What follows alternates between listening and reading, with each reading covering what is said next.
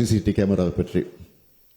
CCTV கேமராவை பொறுத்த மட்டும் உங்களுடைய ஆட்சியில், அதாவது எதிர்க்கட்சித் தலைவர் ஆட்சியில் இருந்த 4 ஆண்டுகளில் 747 காவல் நிலையங்கள் மட்டுமே வைக்கப்பட்டது. ஆனால் திமுக ஆட்சியில் 831 காவல் நிலையங்களில் சிசிடிவி கேமராக்கள் நிறுவப்பட்டன. கடந்த ஆட்சியில் மாநிலம் முழுவதும் 1,41,729 கேமராக்கள் வைக்கப்பட்டது என்றால், இப்போது திராவிட மாடல் அரசு ஆட்சியில 1,87,713 கண்காணிப்பு கேமராக்கள் வைக்கப்பட்டுள்ளன.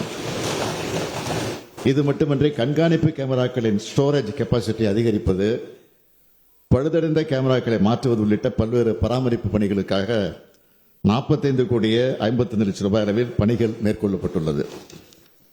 மொத்தத்தில் கண்காணிப்பு கேமராக்களை வைத்திருக்கிறோம் என்று கணக்கு காட்டும் முயற்சி அதிமுக ஆட்சி காலத்தில் நடைபெற்றது. ஆனால் திமுக ஆட்சியிலே கண்காணிப்பு கேமராக்களை வைப்பது மட்டுமின்றி அவற்றை முறையாக பராமரித்து குற்றத்தடுப்பு நடவடிக்கைகளுக்கு பயன்படுத்தும் தீவிர முயற்சிகளை இந்த அரசுதான் எடுத்துள்ளது என்பதை நான் தெரிவித்துக் கொள்கிறேன். உங்கள் தந்தி 1 தொலைக்காட்சியில் அண்ணாமலை தினமும் மதியம் 12 மணிக்கு காண தவறாதீர்கள்.